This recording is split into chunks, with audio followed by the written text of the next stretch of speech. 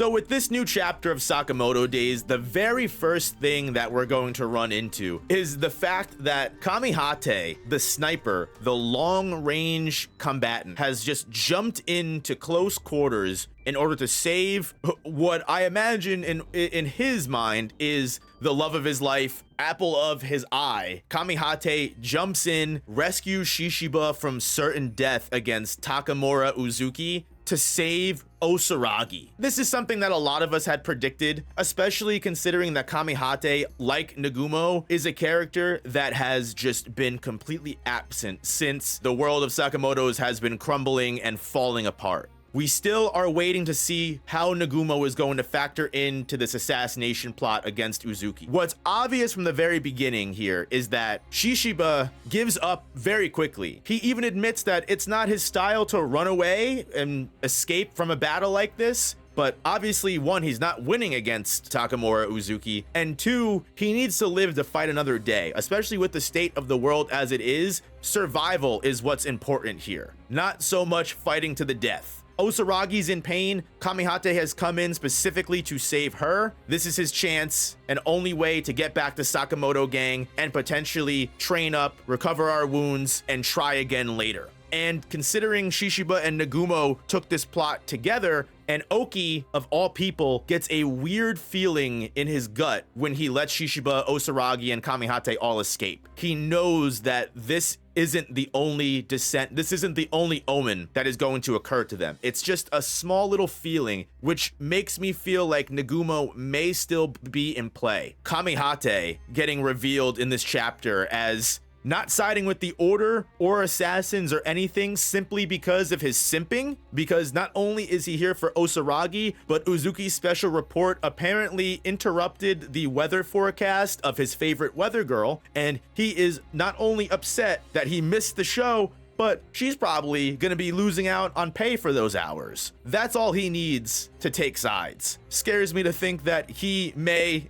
just switch sides the moment he finds someone cuter. And it's thankful to me Osaragi cut Kumanomi's hair, because it seems like Kamihate is a long hair guy if he likes Osaragi. That might have been the most deliberate random plot point that could be foreshadowing. Who knows if I'm just talking out of my ass or not, but I think that's very interesting to note. Kamihate also reveals that he's more than just a sniper and is pretty versatile. Shishiba is at first like, why did you even show up in a close quarters fight if you can't fight close quarters? It's revealed that Kamihate only fights this way because he chooses to. He even has explosive rounds and ways to keep people off their trail. After this moment, Takamura's personality fades away because all the bloodlust dissipates in the area as everyone is escaping. All the fodder assassins died, Oki and Torres aren't going to be chasing after them, and as Shishiba, Osaragi, and Kamihate are on their way out, suddenly Shishiba's hair begins to stand up. The newest and final member of the Al-Kamar orphan group. The character that we have been waiting for and theorizing about for almost hundreds of chapters now.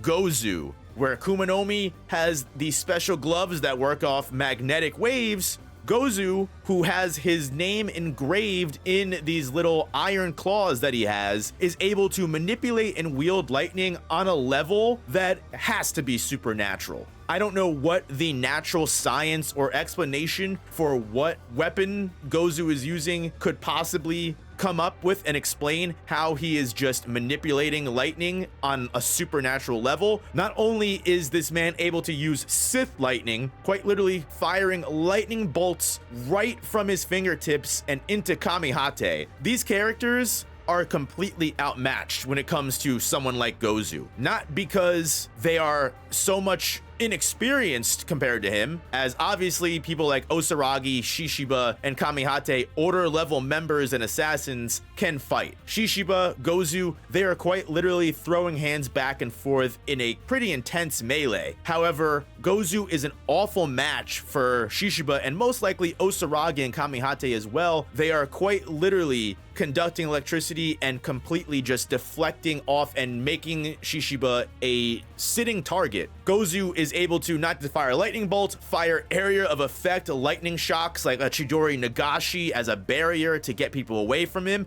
And by charging up, I have to imagine, he's able to actually summon full-on lightning strikes from the sky itself as if he was Kirin. This guy is a mixture of Sasuke, Killua, and Sora from Kingdom Hearts 2. A great character design and a very overbearing power that makes me question who is going to be able to compete with someone like this. If he's able to fire lightning bolts faster than Kamihate can fire rounds, if he's able to fire lightning, which I have to imagine is going to be moving faster than 9 out of 10 of these characters in Sakamoto days, what's the counter? What's the weakness here?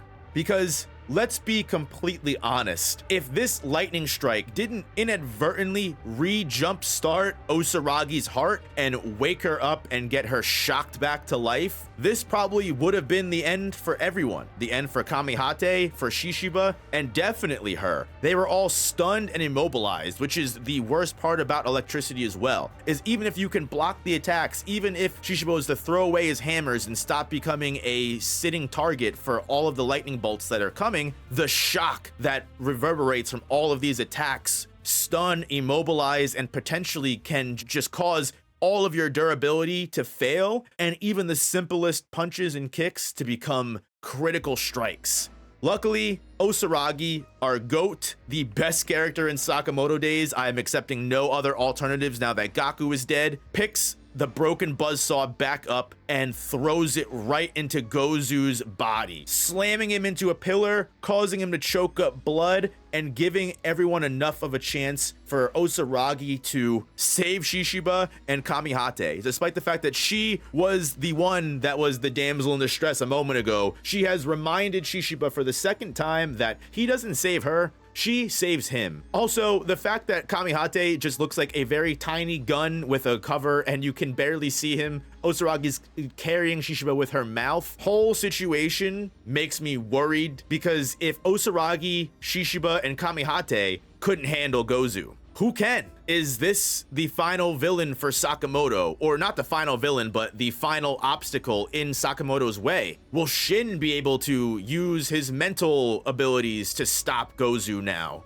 What's going to happen now that we know Shishiba and Osaragi have gotten away? I will have to tell you, the reveal of GOZU was an amazing introduction to his character. Yuto Suzuki is wearing his references and his inspirations on his sleeve with this one, and I cannot wait to see the kind of insane fight that Suzuki plans with this guy. Until then, I will be here every chapter talking about Sakamoto days, because now that we're done with this little flashback, I'm interested to see what our gang is up to and how Siba's plan is going to get handled. We've got a 10-day limit before Japan falls. 3-4 days have already gone by in the current timeline, I believe. Hit that like button if you enjoyed, and catch my next chapter review to find out. Peace, peace, peace.